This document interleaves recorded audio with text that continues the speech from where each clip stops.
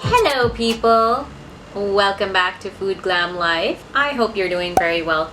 So, as you might have guessed from the title of this video, we are going to talk about beauty blenders or the lack thereof.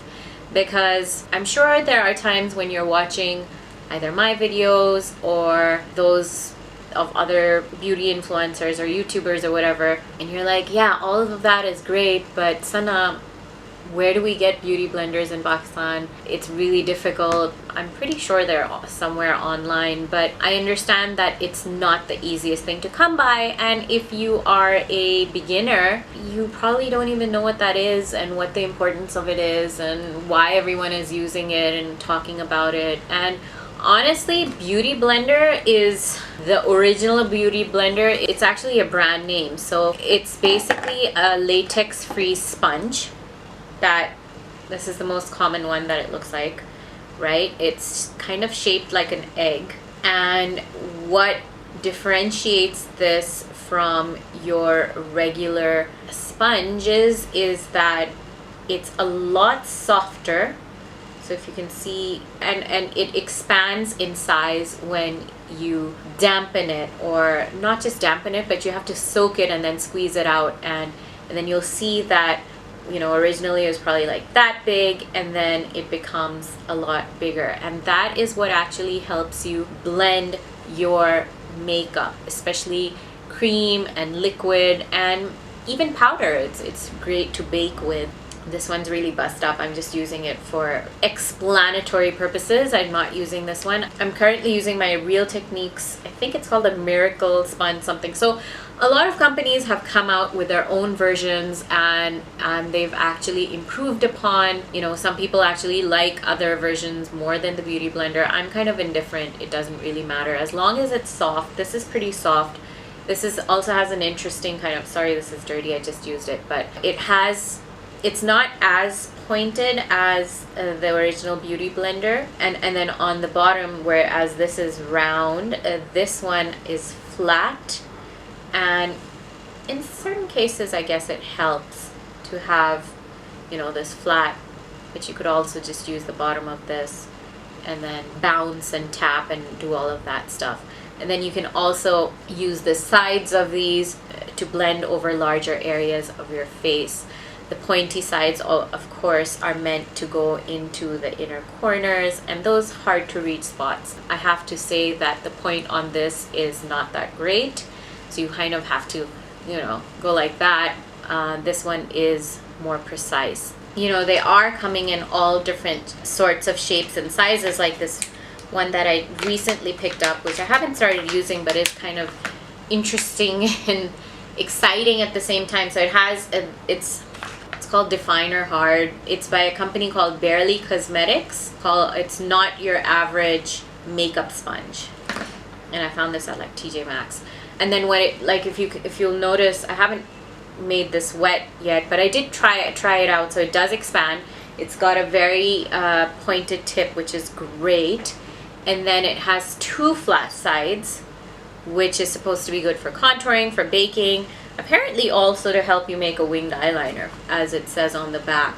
Highlighting. And the main thing about all of these is that they are supposed to be latex free. So latex is not an ingredient that you necessarily want, especially if you have sensitive skin like mine, because a lot of people do react to latex and it can, you know, cause all sorts of allergic reactions, etc. So the point of my video was to let you know that it doesn't matter if you don't have a beauty blender, a miracle sponge, or not your average sponge, whatever, any of these, and you just have access to these makeup wedges that come in a pack, and they're sort of usually stuck together and you kind of tear them apart. So you can use these in place of a beauty blender or one of these miracle sponges. Like I said, it's not as soft, but it's not the worst thing in the world. It will get the job done. You just need to make sure that it's latex free. And so what I wanted to show you was that perhaps, you know, you look at this and you're like, what the heck? Why couldn't it have a better shape like the way these are made? Because they kind of make more sense. They have more rounded edges, which, you know, your face isn't all about, you know, these harsh lines. So maybe you want to get into certain corners and you notice that this doesn't really have like an ideal kind of a tip. So what you can do is, if this is all you have available, is to take a pair of scissors, take your sponge, and then cut so that, you know, I'm cutting one triangular part from there, and then it doesn't have to be exact, but so this way what you've done is you've cut it, and now you have something that is more, you know, something that resembles these other pointed tip sponges. And it's, again, the one that I have, I think this one is from Ulta. It really doesn't matter. I've had ones from Rite Aid and stuff, and you can find other ones here as well, even in Pakistan. Just make sure it's soft and it's latex free, and once you do dampen it, they will also expand. I did notice this. I did dampen it, and it obviously didn't expand as much as a beauty blender would. Of course, this is like $20+. It's not going to be the same thing, but you can make do. So you make this little point on this side. If you want a more rounded edge, you can cut off the tips on this side. So you see, I don't know if you can see that. You can cut off the edges and kind of make it rounder. And so you have this kind of a, you know, not those harsh triangular shape left to it anymore. Like, and the great thing is these are so cheap, it doesn't even really matter that, you know, you messed up or whatever, and it comes in a pack of at least 3. So you have that wiggle room to sort of experiment with. So what you could easily do is, you know, when you have product, you see how that's going right into the corner, and then you can even around your nose.